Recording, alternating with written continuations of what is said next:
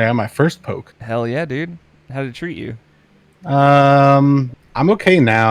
I was just really fucking tired for the night for the rest of the day and then the next day. I Yeah. slept 11 hours last night. Hell yeah. I know exactly Um, what you're talking about. but I had to come all the way down to the Columbia Mall for mine. Oh, nice. That's So I terrible. was I was in the Columbia Mall on Thursday, How did getting that? How was getting it? microchips. How I haven't been there in like 8 months.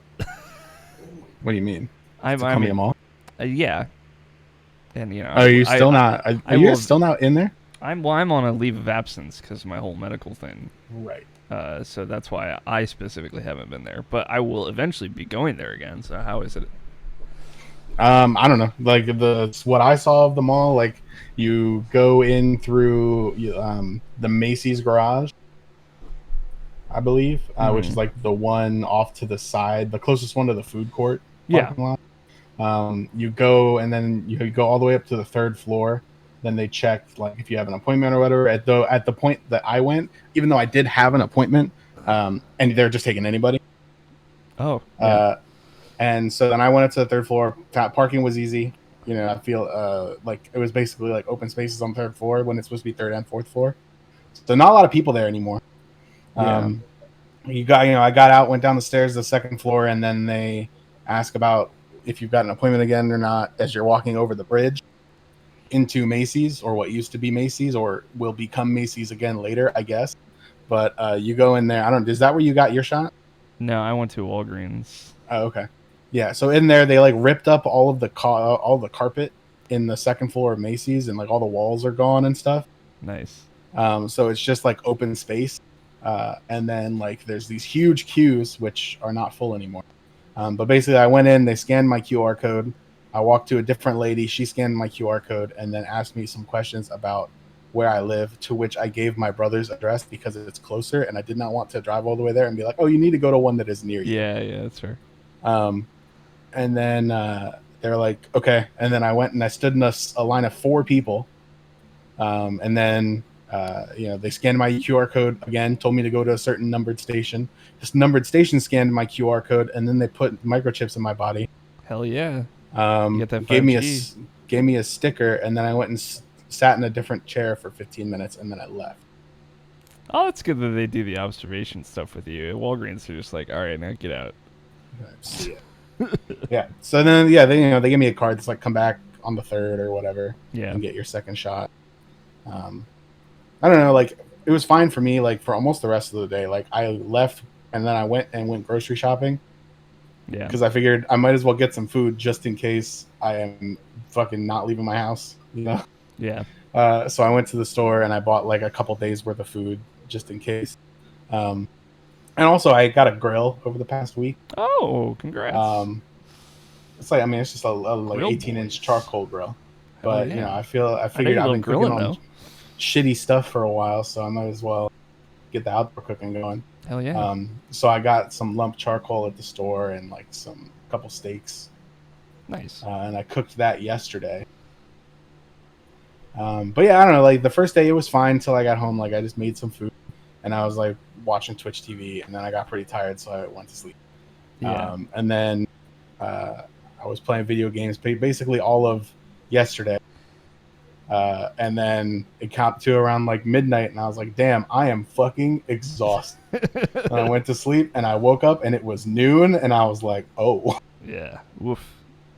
Yeah, I got like the for a 36-hour period of like the super sweats where I was just like hyper sick and Yeah, sweating everywhere, and then I was fine. yeah, yeah, yeah. So that was my experience with it. The annoying bit is just like it's like 45 minutes for me to drive to the mall. Yeah, So that's the worst part, I'm sure. as long as I don't like fucking die within the first hour of getting the second shot, I should be fine, because I don't know if they do 30-minute observation for the second shot or not. But if they just do 15 minutes and then I drive home for 45 minutes and then I die, we'll be fine. Yeah. It'll Uh, probably take at least 12 hours before you feel anything.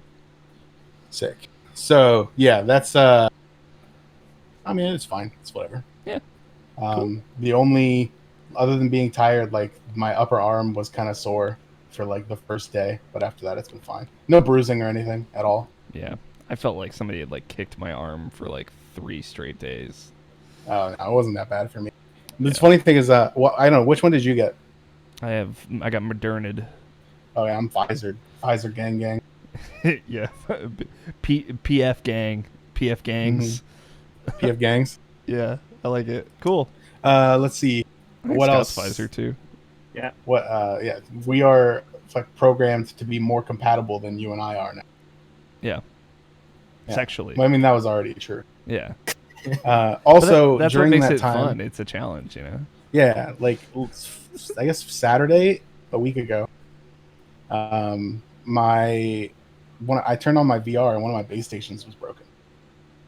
Whoa. It just was like flashing red LED, and like it's the one that like is on the pole over in the side. So I put it up once and never touched it again. Yeah. Where like if the other one had messed up, it would make sense because it's like on top of my cabinets, so I guess it gets moved a little bit more, like just jostled or whatever. But the one on the pole literally never moved ever. Then I went to go and turn on my VR and like it wouldn't detect it at all. And then I looked and the lights flashing red and I was like, uh-oh. So I looked it up and basically they just say, hey, if this happens, just contact Steam. So I sent Steam a request. I was like, hey, my shit, I've had it for 2 months. It's broken. It and was, they're like, it okay, was what's the the serial Roomba, number? dude. It's they're plotting against you. True. I don't know, but they were just like, we'll send you a new one and send back the old one. I'm like, all right. So they sent me a new one. I haven't sent back the old one yet because I do not own a printer to mail out or to print out the mailing slip. Yeah. So maybe I'll buy a printer for only that purpose. So I Don't find, you like, hate a shitty that? small printer? When you're then I'll like have a printer. So pushed into a printer corner, because it's like though, one thing, and then I'm never gonna you'll never use that printer it ever again. You like might scan one thing ever. Like what am and that's it. I've been here for 6 months and never needed a printer. Yeah. So, but yeah, I don't know. I got to mail it back to them eventually. I'm just if they support ask me like, hey, have you mailed this out yet? I'm like, listen, I just got my COVID shot. Very important. Leave me alone. My arm hurts. So, Please. I don't know, that's been gaming. Cool. Plus, it's very tingly. All right. Now I What will get else? us started. I bought new bed sheets. Yeah, did you get Bowl and Branch? I'm just kidding. Let's It's go. it's a podcast thing. Dude, I was just vamping until you started the podcast. So Okay. Let me write down this first note. I'm trying to keep track of the timestamps better.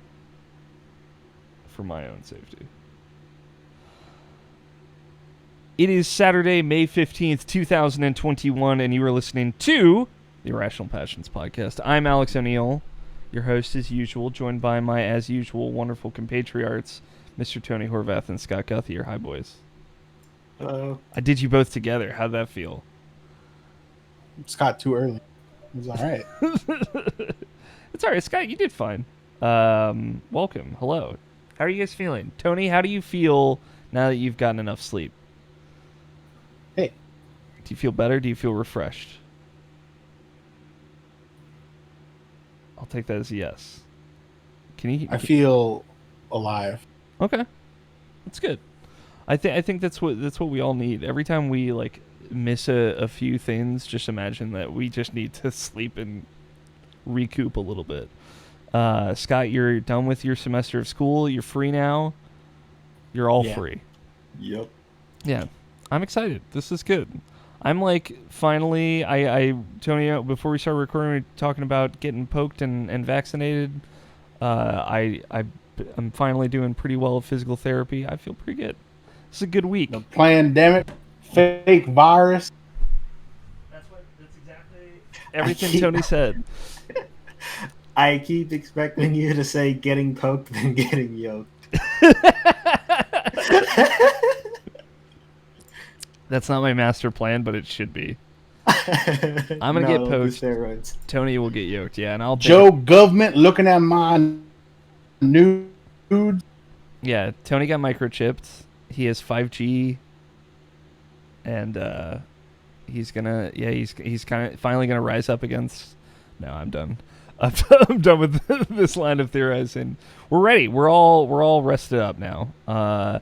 And also, oh man, I had something and I completely forgot about it. Oh, the new Ratchet and Clank's coming out we're almost in June, and I kept thinking of like, oh yeah, this is my touchstone for time, and we're already basically halfway through the year.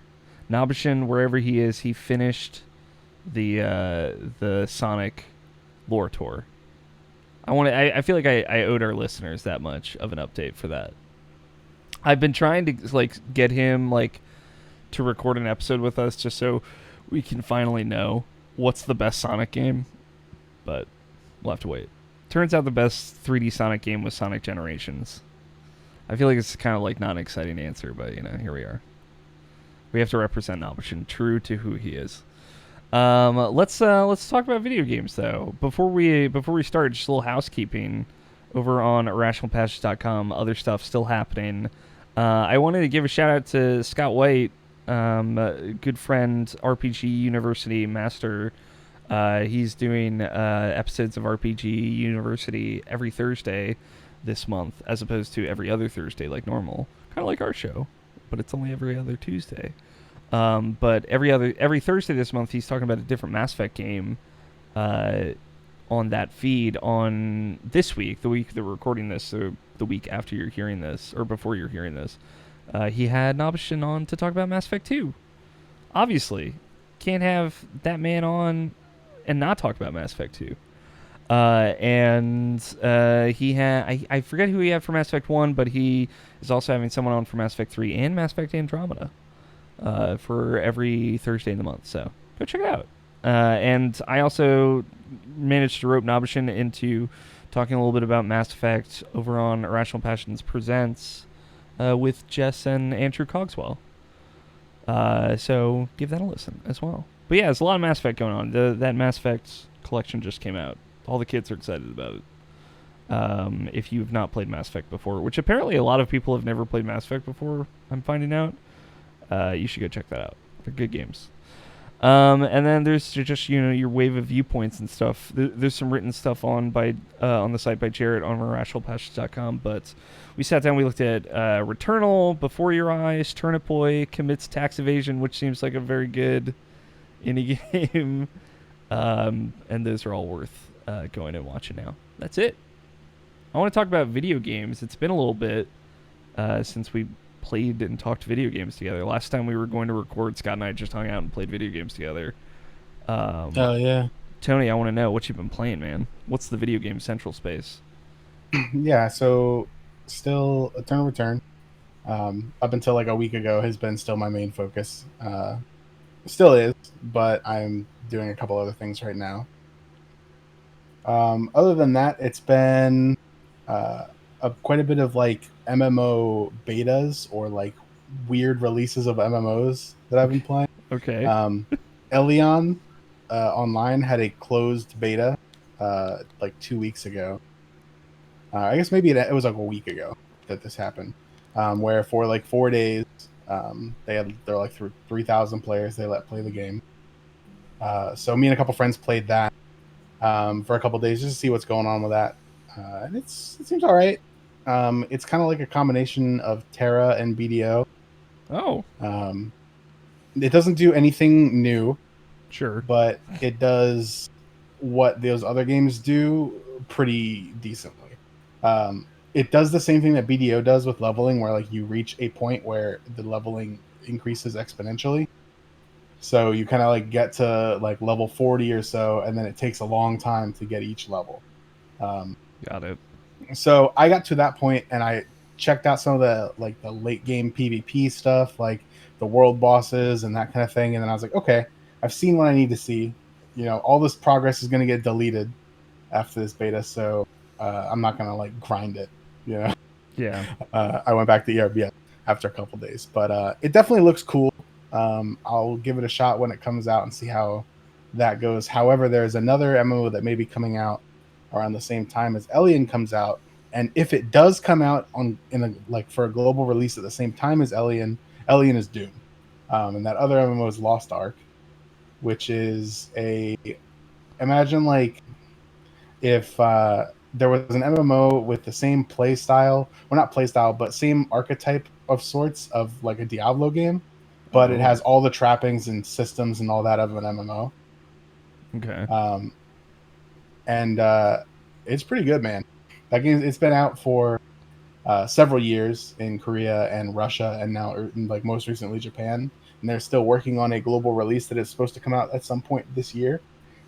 So me and several friends are playing on the Russian server, which means that you need to like VPN over to Russia so that they will let you on their server. Yeah. Um, but so we're playing with like 120 ping or so using exit lag, and that's not so bad. The game is really fun. The PvP is fun, which is strange for a game like that's Diablo-like. loosely similar to a Diablo game, but that's only just in like that it's a loot-ish, focused-ish game. Sure. It's very similar enhancing to BDO, sort of. You're basically the loot explosions are crafting materials rather than or like enhancing materials rather than like actual pieces of gear. However, like you do if you go do like a chaos dungeon in that game, which is kind of like an end game one of the end game daily dungeons that you come out with like 20 pieces of new gear, but whether or not those are good is like based on the stats. Like it's a bunch of copies of the same gear and then you're enhancing it kind of like you would in BDO. Okay. So that's good. It's really like once you level up and go through all the quests, which the leveling is fun. The thing about the game is like there are 20 classes, and all of them are hella fun. Oh. Like every single one of them is cool. Every single one of them is fun to play. Does it have? Because I'm thinking like along of Path of Exile here. I'm just trying to get like what's kind of the unique thing about this? Does it have like Sure. a huge skill tree that's hooking these together? No, or? so basically like every class has like 20 skills, I would say. Okay.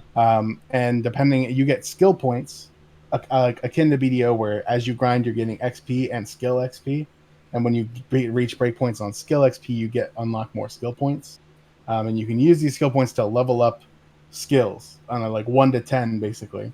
And each like levels will take progressively more skill points to unlock. And when you reach like level 4, level 7, and level 10, you unlock basically like a choice of one of 2 or 3 major runes that you can apply to your skill. So like there may be one that makes the skill like instead of 1 hit, you can hit it twice to do 2 hits and a bunch more damage, or kind of can functionally and visually change the skill completely. Cool. Or just like make it so that you have more tenacity during the skill, which means it's harder to get knocked down while you're using the skill in PvP or stuff like that. So it's very customizable.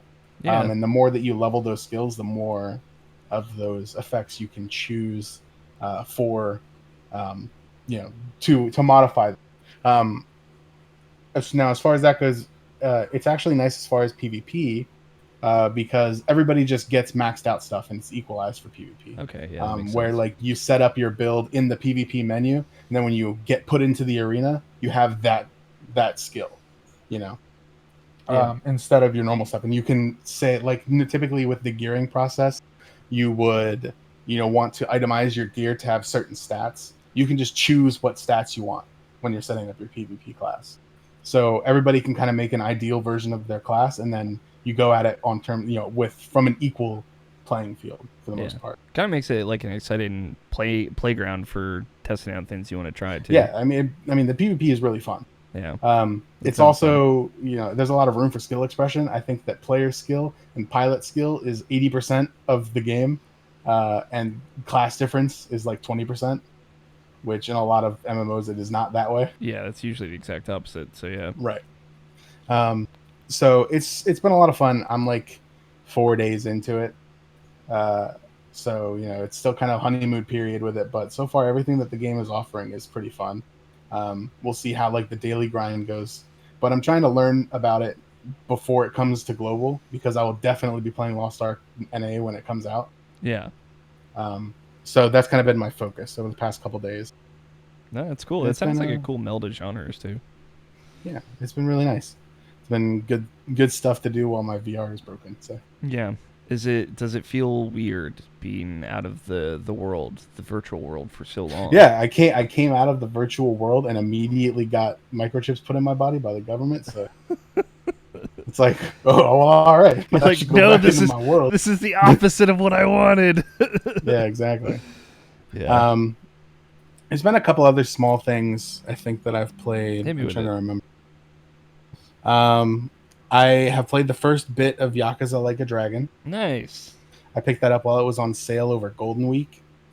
A bunch of stuff was on sale. We played a bit of Stellaris. However, at the time that we played it, it was like, I don't remember, like we started playing and it had been like I've been up for a while. So I like fell asleep halfway through the first like opening part of the game for like 40 minutes. And then eventually like woke me up and I So was I'm like, saying, oh shit. it wasn't a joke at the top of the podcast. We all need sleep. We are not. We just need to get some rest. Yeah. So, I woke up and I was like, oh shit, I haven't researched anything or done anything in like 40 minutes. So I'm completely fucking useless. Scott just PMs Tony like, hey, dude, you good over there? You've been a little quiet. They were like, hello? I think eventually they just paused. They're like, I wonder where you went. Yeah. Yeah, we were paused for at least 20 of the 40 minutes at the Okay, very that's least. good. Yeah. So it was that. And then the other thing I played just a couple days ago was the 1 year anniversary of the release of Helltaker. Okay. I remember And Helltaker. on that anniversary, the creator released a new chapter to the game as a DLC, free DLC. Which is like another like 6 stages, a bit more story, and then like another boss section at the end. Yeah. It's very hard and very good. Took me like another hour to clear the whole thing. For context, the original game took about an hour if you were smart. Like if you're just like naturally pretty good at solving puzzles, it takes you about like an hour. If it takes you a while to figure each one out, probably takes you like an hour and a half to 2 hours to beat the game. This one chapter that the creator added is like another hour of puzzling it out, or more if you're not very good at puzzles. Okay. These ones are noticeably harder than anything in the original game. So, Does it feel it was like good. if you'd just played the original game, you felt like you kind of warmed up into these, though? I mean, they do this. It's the same type of mechanics with some new stuff. Okay. So sure, I think that playing through the whole thing would probably be easier than playing the whole thing, waiting a while, than playing the second thing. For some people, Sure. yeah, it's good. The new puzzles were definitely like I think it kind of pushes the system, that system for puzzles in the space provided to a pretty good limit. Cool. Of like how hard you can make the puzzles before they start to feel kind of cheap. So, is there new music? Yes. Yeah. New track from the original artist who made the backtrack for the whole game. And it's very good. It's free. Check it out. Free DLC. No reason not to. Cool. I And remember that's pretty much it for me, I think. Cool. That's a pretty good list. I always like hearing like you have like a exploration of a certain genre. You always find cool games with it, like these MMOs. So Alien this Online. this one was I was roped into both of those by the same one of the guys who I play ERBS squads with. He was like, "Hey, I'm playing these. Come play." And I was like, "All right." Nice. Do you know who's publishing Alien Online? Is that another Korean MMO? It's Bluehole and Oh. Cacao Games. Bluehole. Good old Bluehole coming back. Yeah. Which were the creators or the publishers of PUBG. Terra as well as PUBG. Yeah. Cool. Yeah. All right, that's good. And Lost Ark is Smile Games. cool. Yeah, I feel like I've heard of Lost Ark before. I feel like that's gotten some heat. It's been around for a couple years. Yeah. It's a very Eastern MMO. Like a lot of the stuff about it is very Eastern in the same way that BDO is very Eastern. They like the grind. They like long grinds. They like gender locked classes and that kind of stuff. And the West doesn't like that stuff. Yeah. So a lot of that will be changed for global release. Like they will be adding a opposite gender to every class. Yeah. So that no class is gender locked. Man, but I gotta tell you, if you watch nothing else about the game, there's like you should watch like a 10-minute video of like just showing a couple like what each of the classes do, a couple skills, because it will draw you in with how cool these classes are.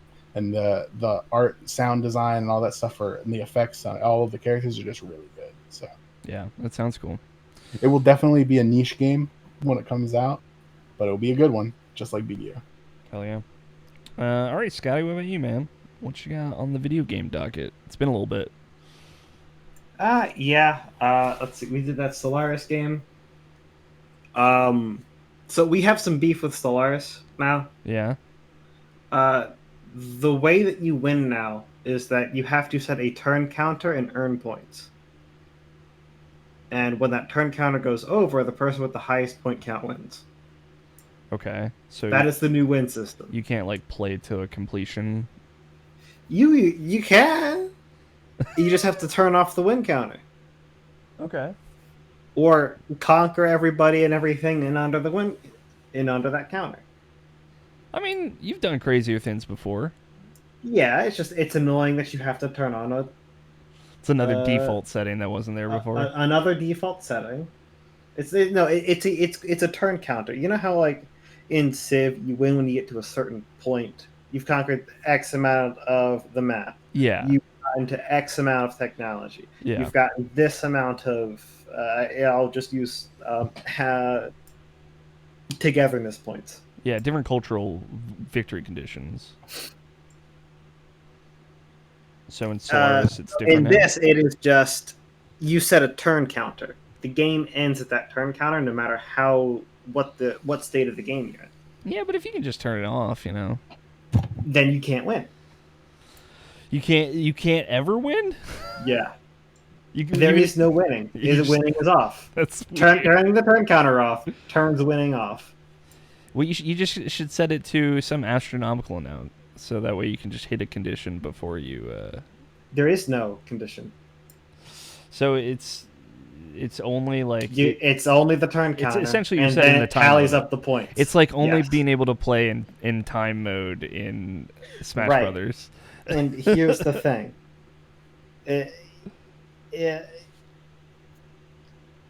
When you do this,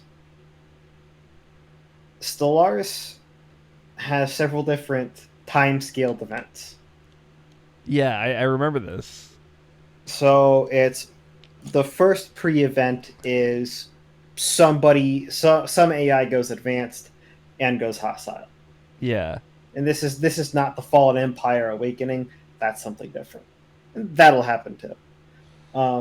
So then another mid event is something like the L Gate, where it's the entire map is researching the L Gate, and the first person to open it up gets a small extra cluster to themselves, Okay. kind of. But other people who have researched the L Gate and have opened up L gateways can declare war on them and go directly to anywhere that the L Gate is connected to.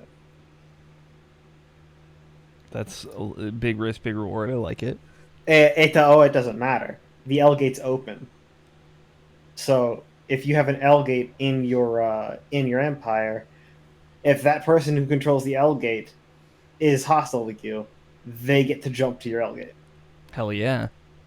So controlling it is 100% something that you want, or for it to not be in the game at all. So when you want these kind of random events, is it like just based on the turn counter? If you just like hit 25 out of 50 turns, kind of, sort of. Okay. So it is based off of. It's kind of based off of turn counter, but the way that I understand it is that counter is influenced by how progressed everybody is. Like mostly the entire map is for how far they got. So it's generally trying to balance it to the way it was before, but no, what I mean is the stage of the game isn't the way I understand it. The stage of the game isn't super hard tied to how many months have passed. Yeah. More or less how much progress everybody has made. Is this the only way to play multiplayer now? You do play with the turn counter. Okay. You can't. There is no group winning in multiplayer. Yeah. Okay. I'm sure there could be. Do you think the mods would like maybe smoothen out this issue for you at some point down the future? Probably. Yeah. Because mods have added a whole lot. Yeah. In the past. So, I believe them. I mean, another cool thing with the game is there is now different origins. We'll call them because I forget the specific name, but it's your starting point can now be altered. Okay, that's cool.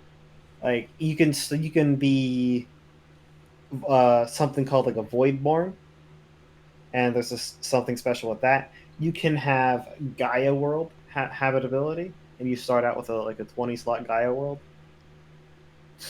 but your habitability is locked to Gaia worlds and vastly reduced than everything else. Yeah. Uh, that's the same way you can start on a ring world as well. Just have the same exact issue. Yeah. That's cool. I appreciate those kinds of changes. I always love hearing that Stellaris is still like a frequent multiplayer visit for you guys, though.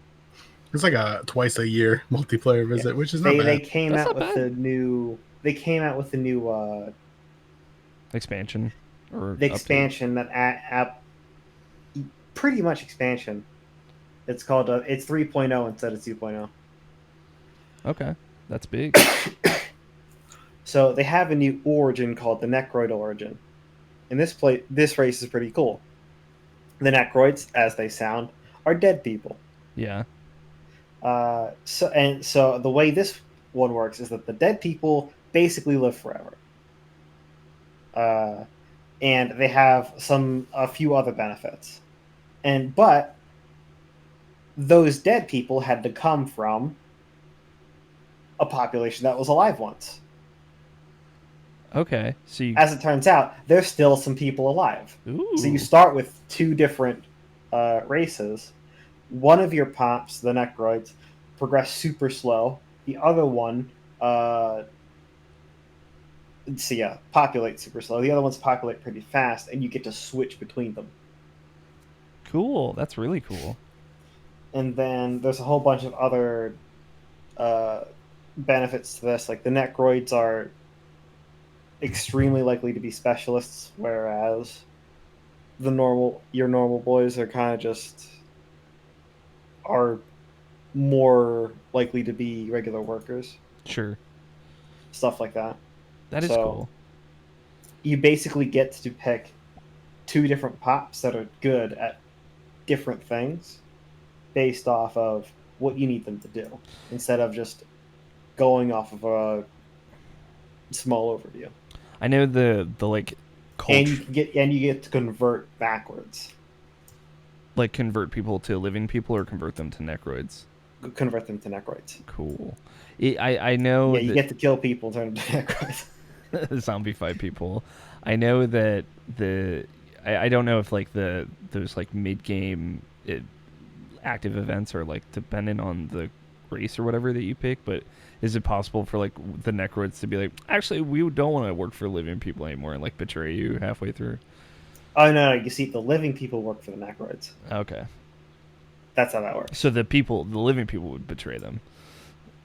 It might be possible. That'd be cool. But there's a new fun Ascension perk. Yeah. It's called Become the Endgame Crisis. That's awesome. Especially in multiplayer. We don't know what it does yet. I mean, but, I can imagine. Oops, I became the big bad. Whoops, guys. I'm the Reapers, turns out. Mass Effect is over. That's pretty good. Yeah. Cool. Have you seen anything cool with that stuff, or are you guys just starting your multiplayer game? We went through one. Okay. There's a new in Civ, you know how you have the states instead of the city states instead of the countries?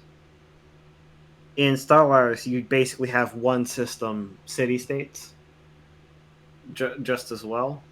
And there's a new version called the basically mercenaries.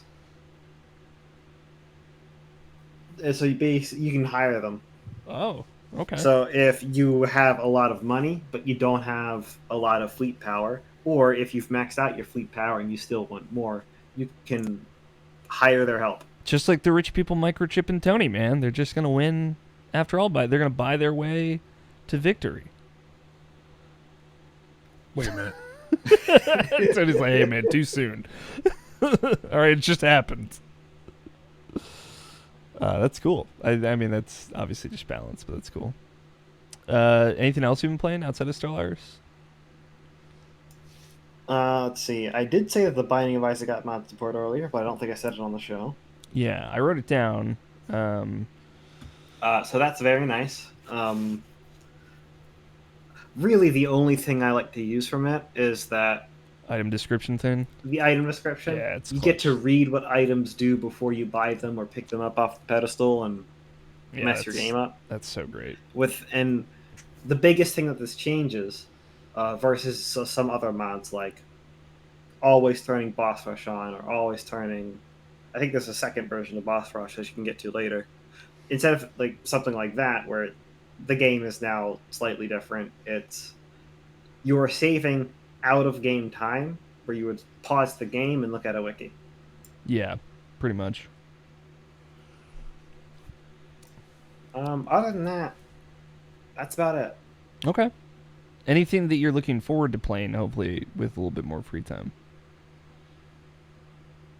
I haven't really thought about it yet. Okay. I'll think on some recos and send them your way if I think of anything good. I played some stuff. Tell me about the stuff. New Destiny season started, kids. Y'all know what, I know y'all know what that means. Tony's new Kingdom Hearts. No, it's cool. He's going in. It's cool being on like the ground. This is now my third consecutive season playing Destiny in a row.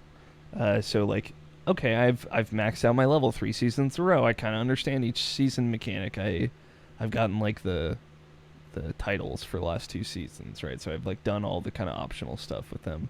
This one is kind of pivoting back to fighting Fallen. It's cool to see them progress the story that they've been doing over the last 2 seasons. It all feels very much like Beyond Light kind of started a new narrative that it's going through, as opposed to where it was hopping all around seasonally before. There's like Fallen that are good people now. The Elixni, there's a Elixni quarter in the tower where they've moved into the tower, which they've been kind of setting up in the story. Mithrax, who is a character from like OG Destiny 2, is back and he's like on your side. They're very much continuing that plot that they set up with the season of the Hunt, which was the one that came out with the new expansion of like, hey, there are some good Fallen and some bad Fallen, which is cool. It's cool to be on the ground level of that stuff, but generally, like, they've added a new activity. They've done their kind of quality of life updates that they try and do a big wave of at the beginning of every season. Like, there's the big ones with this season are there's no shaders anymore, which I know is like, some people are like, what? The shaders? I remember those from video games. But they're still a thing in Destiny. Now it's like, if you have a shader, you always have it. You don't have to have like stacks of that to apply to things. You can just like pay $500 from your Glimmer collection to pull any shader that you've ever had and use it on any piece of armor. They've added transmog for the people that care about that. I know. I've never. I am a people that care about. I know you're people that care about transmog, and a lot of people do. I've never been like super like needed of it, but it is cool. Like I converted all of my raid armor that I've gotten over the years, so like I could put that on anything now. It's like a whole UI and menu that is dedicated to transmog and kind of all the stuff that you've unlocked and unlocking that. It is weird, there's like limits to how much you can unlock per season, but it seems like you can do a lot in any given season. And each class, Warlock, Titan, and Hunter, has its own like limits on unlocks per season. So if you want to do all of one type of thing, and you can do all different with one of your other classes. It's a cool. It is a slick menu. Like a lot of the UI stuff they've done with just the visual stuff this season has been really great though. But yeah, that's that. The crossplay is coming next season, so there was a little bit of like a 5-hour window where crossplay accidentally went live at the beginning of the season, which is cool. I'm very excited for that. Our friend, you know him, you two know him as well, Chris Sheehy. plays on PC, so I'm excited to. I was texting him about it because he just got into this new season. He's like, "Yes, I'm excited for. We'll finally be able to play next season. That's August is when that'll eventually go live." And then the big new things for the season, like activity wise, like obviously there's the new story that's going out, which is cool. There's a 6-person activity that is like going into Vex computers, basically Troning yourself into these very cool Vex networks as Cool. with 6 people and fighting bosses and stuff. That stuff is actually very fun. The last activity, like seasonal activity, last 2 of them were only 3-person activities, so it's been a little bit since they did a 6-person group. That means they go a lot faster. And Vault of Glass is coming back finally from Destiny 1 in 2 weeks, which is cool. They've made some minor updates to it. I'm excited to see them. But I'll say, like, just as far as the setup of the new season, just, it's been fun seeing all the changes, but the new loadout of guns are all kind of aesthetically leaning into that same, like, Vex, going into the Vex computer Tron look. They're all very good and very, very cool aesthetically. There's a lot of good new perks for weapons this season. A lot of good stuff. We're only in that first week, and they kind of dole some of this out pretty slowly. Like there's going to be a new exotic quest that we haven't seen yet. Presage was the one from last season, and it's like one of my favorite Destiny missions, hands down. So I'm excited to see all the stuff as they add it out. But first week, new season, very exciting. We did a stream of it on Wednesday. We might stream that as our like Wednesday night stream for a little bit on the Irrational Passions Switch, which we're doing every week over there. Wednesday nights we stream every week, and then we're trying to stream every Monday as well. But yeah, it just started, but so far so good in the Destiny world. It's been a little bit since we chatted last, so some of the stuff is a little old, but I've been playing Nier Replicant. That came out a little bit ago, a couple weeks ago. And so little history with Nier. I played Nier and Nier Automata back in 2017, right around when Nier Automata came out. I liked the original Nier, which was like a PS3 game, but I did not like Nier Automata. But, that's how it shakes out sometimes.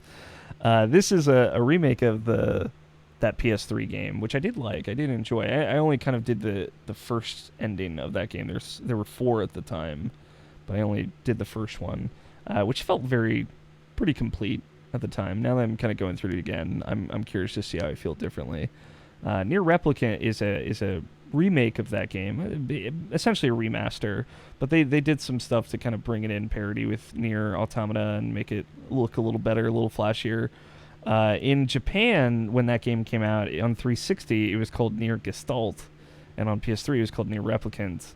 And like in one version, you played like this old man protagonist who's like this young girl's father, and in the other version, you played a young anime boy protagonist who is this young girl's sister.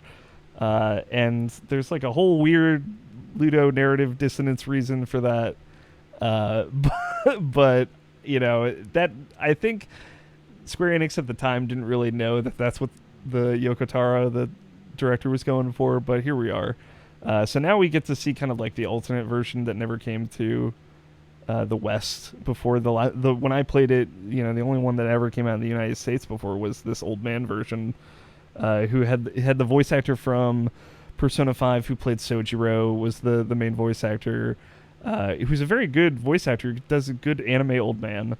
And now this is like the best part about Replicant that I can say, having played the original version of this 4 years ago, so not 2008 when it originally came out, but quite a bit after that, is that it makes that version of Nier that I played feel like a weird fucked up dream. And it feels like I'm reliving it, but everything's different, and I don't, it's one of those, like, I can't really point why this is different. It's like, oh yeah, my protagonist is not a dad anymore. He's like a weird teen boy that is like weirdly hot, played by Noctis. Just weirdly hot. Like a lot of characters flirt with him, and he's like, I don't know what this means. I'm like, all right, kid, whatever. So it enhances this experience in a great way, I will say, like having played that different version of Nier originally. But yeah, it's great. It's great just to see how tonally, just the vibe alone of so many scenes is changed when instead of like this young girl's dad is there, it's like her brother, and kind of just the relationships between characters have a little bit of a different emphasis, and the way back and forth between characters, even though it's reading the same lines, they like redid all of the lines of voice acting for the game, which is very cool. And it's kind of helmed by Laura Bailey and Liam O'Brien, who are two very good voice actors who happen to be on Critical Role as well. They're two of the main characters, and they just steal the show. It's just great performances all around. So it's cool. I finished side playthrough A, which took a very very long time, much longer than I wanted it to. So now that they've essentially added, originally in the game there's playthroughs A, B, C, and D. They've added an E ending, a fifth ending that I guess kind of ties back to Automata or just the greater Nier universe. I don't really know what that is yet, but I'm slowly playing through it. And they added like a new section to the game as well. And when I was playing it, I was like, I feel like I probably played this before. This seems familiar. Now, there's like an anime girl on a boat. She turns into a giant monster. I'm like, this probably was in the game. And then I got to like, there's like a room that tells you like all the bosses you finished, and there's like a separate area for the bonus section. It's like, oh no, this is like new to this version of this game, but it felt like it fit. So I guess that's kind of like the highest compliment you can give any like additional context buffering stuff like that. So but Nier Replicant, so far so good. I wish it played better, and I wish it was more of a modern game, but I still think that's a jolly old experience. Returnal, I finished. That came out a while ago as well. It came out beginning of May, so 2 weeks ago as well. But there's a viewpoints up for that. I actually got to hang out with Scott and play a little bit when we didn't record last 2 weeks ago. It's a cool game. The guys that made Resogun and Housemarque. I always think like Matterfall, which is one of their games, but Housemarque's the name of the studio. It's a roguelike, but it is more of like it's not really a roguelike, it is more of like a procedurally generated, like almost Metroid style game, with some roguelike elements. And like, just to keep it relatively succinct, like it is a cool first attempt at something like that, but I want Housemarque to either continue to update that game, especially because it's like got a lot of crash issues right now, or like do that again and add more stuff and flesh it out. Like continue this line of ideas of trying to meld arcadey mechanics with roguelikes. I think it's a cool first one of those games. And then I played Resident Evil 8 that just came out a week ago, and I love that fucking game. Tony, I know you watch a lot of streamers. I don't know if you watch anybody play Resident Evil 8, but that game is very goofy. I could have watched streamers play that game, but I'm just not really into the Resident Evil franchise. Oh yeah, that's fair. I'm a recent convert, as you guys know, more recently, and it gets very goofy in a way that I was very into by the end of that game. It's got very good. That's a vibes game. I just like walking around spooky castles, and that game has it covered. But I'm gonna sit down with good old Andrew Taylor. We're gonna sit down and break that whole thing down and go through detail by detail for Raccoon City Radio. So I feel like if you want to hear that, y'all already can listen to that. So that's it. That's generally it. The Mass Effect collection came out just this weekend, so I'm gonna start playing some Mass Effect. But those are the video games. Let's look at some headlines. Jump to the news eras. I think a couple of things happened. One or two things. The trouble is, I build these docs over the course of a couple weeks, and sometimes like there's like a good week and where tons of news happens, and sometimes there's not. So you get a little bit of column A, a little bit of column B, some old news mixed in there. Like for example, since the last time we recorded, like 2 days after we recorded last time, Sony was like, we're not actually going to kill the PS3 anymore. I just feel that needed to be said on the podcast. Whoops, we fucked up. We goofed. We are gonna kill the PSP, but we're gonna leave the Vita and PS3 untouched. Which is like, all right, cool. I'll allow it. This was kind of like thrown to the side news, but because we don't really know what it means. Sony announced a partnership with Discord to integrate their Discord services into their platform by sometime next year. And that's all they said and all we know. So that could mean many things. I would bet, just reading between the lines here, if you have like PlayStation Plus, you'll be able to also join Discord calls on your PlayStation 5. But I think it's probably going to be some kind of premium service. But that's cool. I think that that will simplify things for a lot of people. We play our Destiny group. Sometimes we have half people on PC and half people on PSN chat that kind of prefer either side. So I'm all on the Discord train though. I'm a big fan. I've converted. Y'all see me. You two know that I'm in the IP Discord. I use that to talk with people most of the time. So yeah, and I see you in there, and then I pop open the stream. I'm like, damn it. Yeah, if you just miss us, I'm sorry. Then I'm just thinking, I probably shouldn't pop in there. You can always come say hi. I don't know. Not necessarily always an invitation to like stay for the whole stream or whatever, but if it's something that you want to play with us, certainly.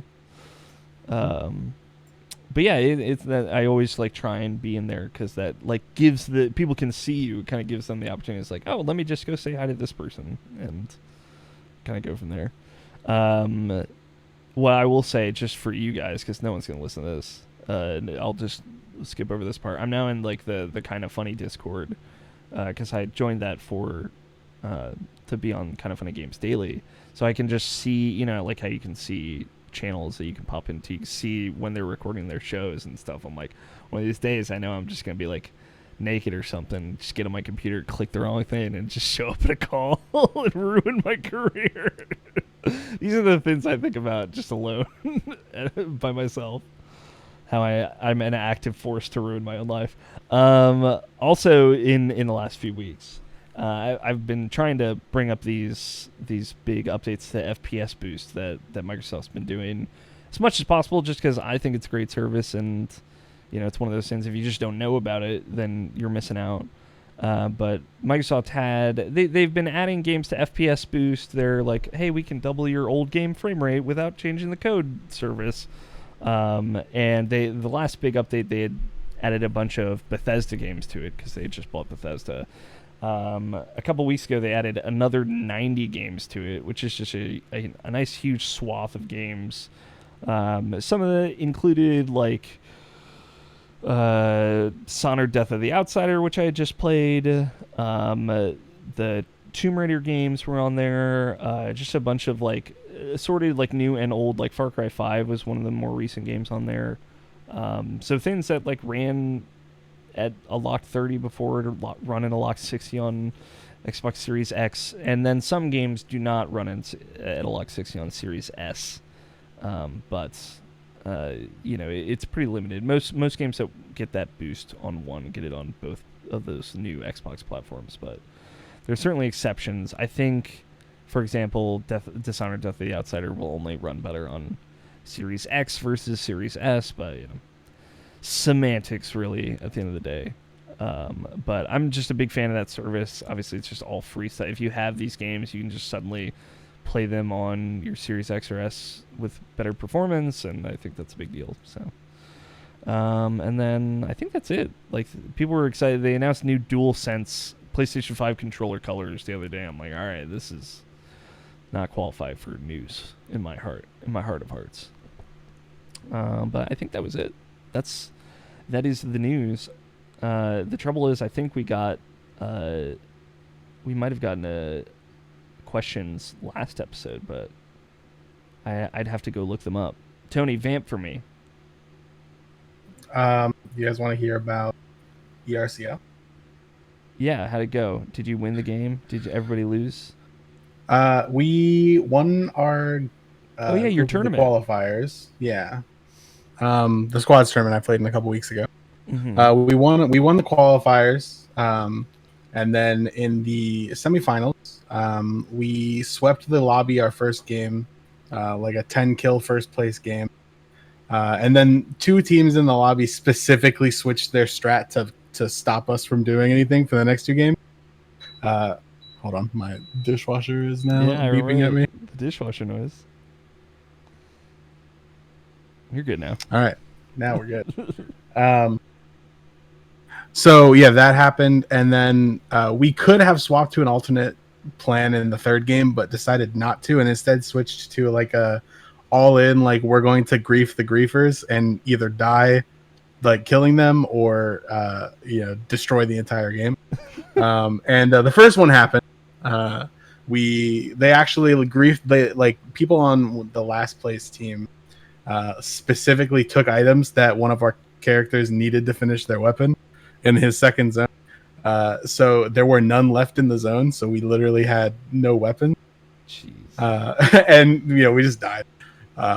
So even though we had the most kills out of any team in a single game and a first place in the first game, we ended up not qualifying by 3 points. Damn. To go to the finals. So we ended up playing, but the finals ended up being a really good set of teams, and the games were interesting and all that. So we're not salty. We ended up. You're on the path to become the people's champ, Tony. That's your path. Yeah, true. We ended up, instead of having to practice for finals, we played a bunch of Naraka. I think I talked about that on the podcast already. Yeah, I think so. We ended up playing a bunch of Naraka instead, which that was a lot of fun. We ended up getting to play only on the last day that was up for its closed beta, which I think they just announced another run of the closed beta. So I'm going to definitely be jumping into that. Oh, yeah. But other than that, it's been good. I like playing squads in the RBS. That's the good shit. Yeah, it seems like the higher competitive play. Squads and duos are definitely a lot more fun than solos, in my opinion. Yeah. I wish that like the map were slightly bigger and we could fit more players on it in every mode. That would be cool. But there's a lot of the game that is balanced around there only being 18 players in the game, so it would be a bit hard to do that. But man, it would be cool to see like 24 player games, especially for squads. Instead of only having 6 teams, having 8 would be a huge difference. Yeah, I love that stuff. Just like breaking it fully on purpose. Yeah. All right. Yeah. I found my questions also. You're welcome. Thank you, Tony. From Jared at Kohaku233, do you think Returnal is the best use of adaptive triggers and haptic feedback? I know this is a PlayStation 5 specific question. I'm sorry, but there's 2 Returnal questions actually. I'll read the other one from Christina at Miles_of_K. Michael got Returnal and was telling me about it. If you die, you go back to several levels. Pros, cons to gameplay with spots like that. I will say with Returnal, just for that one specifically, and they've gotten some heat about it. It's just like it's a long run kind of roguelike type game. Like they can range from like 40 minutes to 6 hours, right? Like I've had runs kind of go that long. There's no autosave system, and the game kind of tends to crash if you get into longer runs. They don't always have to run that long, but they can. And the game like literally says like, put your PlayStation 5 into sleep mode if you want to like pause and come back later, which I feel like is just never a good solution. So if you hit a crash, there's no autosave, right? You're gonna lose all that progress. And is there at least like a save and quit? No. You can't save in the middle of a run at all. No, you can't. Which there should be, and that's what they said. They've gotten enough feedback that they're like, all right, we're gonna try and implement a save and quit. Like, I've been talking about even something like Enter the Gungeon, which has like longer. Yep. Like Isaac has it. Yeah, hour and a half long runs. It'll give you a save and quit feature. One of the like few roguelikes that I know that doesn't have it is like Spelunky and Spelunky 2, which is like a weird thing for that, but also those runs are usually shorter than an hour and a half. So, but yeah, so it's worth noting, like if you are worried about like long sessions or the game crashing and losing progress, you know, I feel like they're probably going to patch a save system into it at some point. So there's absolutely fucking no harm in waiting and seeing if it's on sale or anything. So, I will say that. As far as like best use of adaptive triggers and haptic feedback, I don't know. I think it's good. it's funny because like Resident Evil 7 is one of the first games that I've played where I'm like, I feel like this is not a good use of the adaptive triggers, and I don't like this. Where it has Resident Evil 7, Resident Evil 8, where like it's just like, why is the trigger so gushy for a pistol? Like, why does it feel like so hard to push down for like I'm aiming a pistol right now, you know? Versus like if it was a shotgun or something, maybe it would make more sense. I don't know. So I actually turned it off for RE8. As for Returnal, I think it's like kind of right in the middle. It's fine. Basically, like the whole trick with it is you like, if you hold the left trigger halfway down, you aim down sights, and then if you hold it all the way down, you do your alt fire, which is like a kind of special move, basically. And it feels good, and it feels like very effective and easy to do that. Like the best thing I can say is it never gets in the way. It feels versatile, but it also doesn't feel like some kind of groundbreaking new innovation of trigger systems. And the feedback is fine. I like the Astro Playroom stuff was, like the vibration and stuff was better, I would say, even in that. But it's a good start. I'm excited. Justin D at Justin again sent another question at us, or discussion topic. Appreciate it, Justin. What are your impressions on Ratchet and Clank and Among Us coming to PlayStation? Yeah, they put out Among Us on PlayStation. They gave some of the little dudes like Clank costumes or whatever in the great salesification of Among Us. I was fine. Good for that. I think they showed like they did a state of play. That's why I think we got some of these questions. Like a PlayStation state of play on Ratchet and Clank. Looks incredible. I did not watch too much of that because I'm like, I just want to play this fucking game at this point. I'm so excited that Ratchet and Clank still exists and I can still play them. And I'm grateful for that, but I'm just going to go in with fresh eyes at this point. As for Among Us, do you guys still play Among Us? Is that like a frequent? Nope. Yeah, I figured not. No, yeah, that ended like 5 months ago. Sure, At yeah. this point. Yeah, we got into it. I want to say we got into it around November, December. Yeah. I feel And like, do you guys get It's this? just one of those games where it's, well, you need 10 people for it to be good. Yeah. Nope, not 8, 10. Do you feel like So it made it harder. It made it even harder to get people together than Secret Hitler. Yeah. Do you feel like anytime you see people playing Among Us, it's like, really, guys? We're still playing this one? Or is that just me? That's just you. Okay. Tony, do you feel that? It's like, I don't know. I was kind of down to try the new map, but there's not 10 people that I know who are down to try the new map. Yeah. So it kind of fell flat. But I don't know, I would do it. Okay. I just want to make sure if it was just me or not. That's fair. Again, I mean, it's one of those things where it's the biggest difference between the StarCraft mod, Mafia mod, and Town of Salem is that one is a mod on StarCraft, the other is a standalone on Steam. Yeah. That's about it. Yeah. And you saw how people went their ways with that one. Started playing the StarCraft mod, then Town of Salem came out. They jumped to Town of Salem. They played that for probably like 8 months.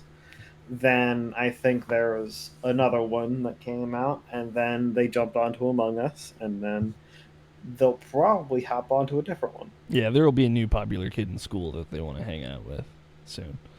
And it'll be, again, another social deduction game that has very similar effects to it.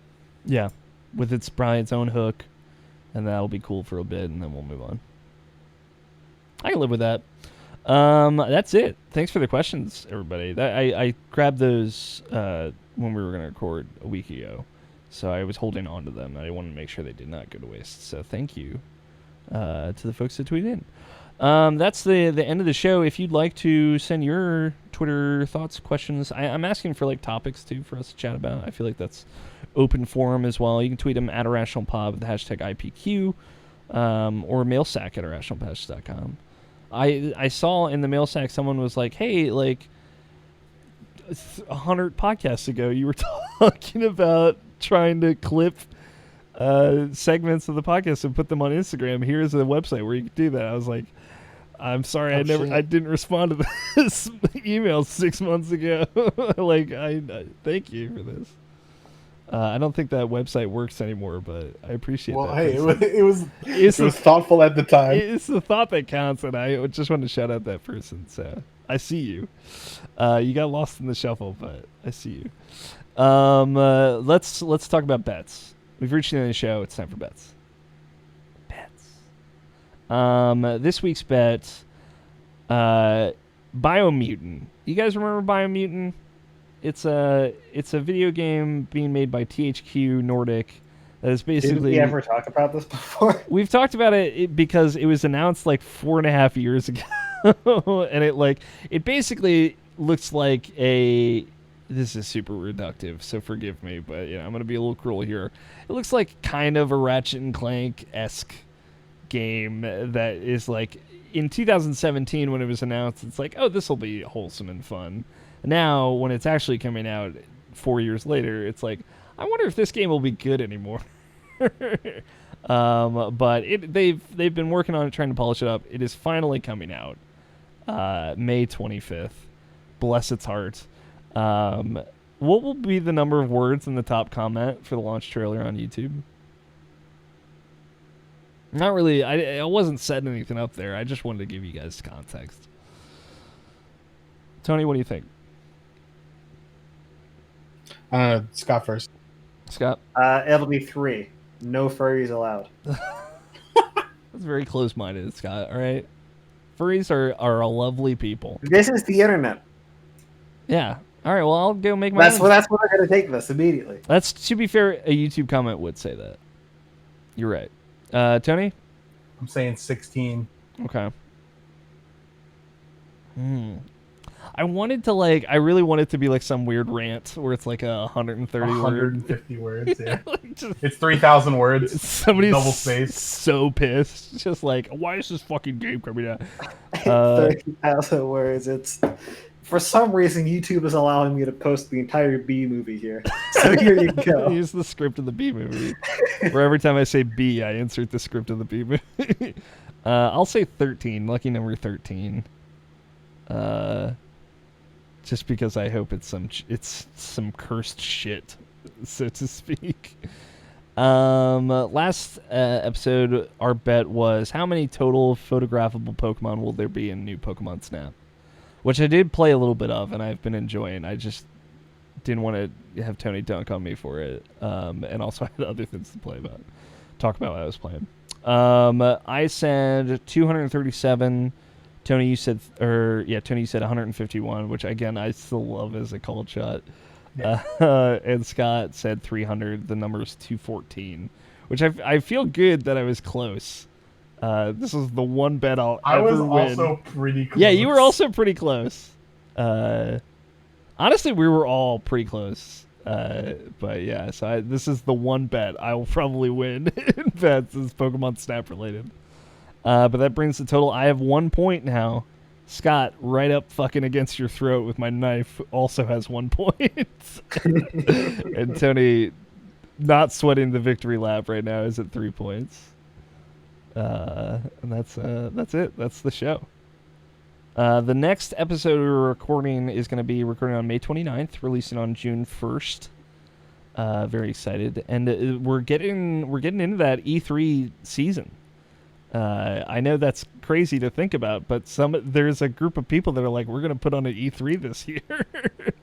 Yeah. And we're going to see how that goes. So that's, I think, June 14th through the 17th. So look out for that. I think there will be IP like reaction stuff from the website folks. And we'll be back June 1st with that. Maybe Nobshin will rope him in to coming on, giving us his predictions. See if he's got those hot E3 predictions.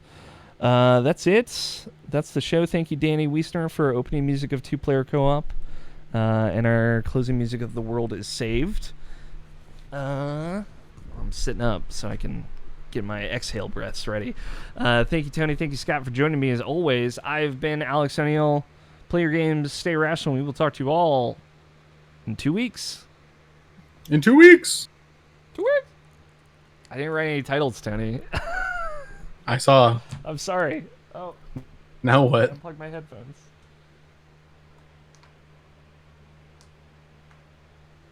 I plugged my headphones back in. What did we talk about? Is this just the death of titles? The only thing that I can think of is the thing that I said. Oh, no furries allowed. Yeah. Actually, no furries allowed is really funny.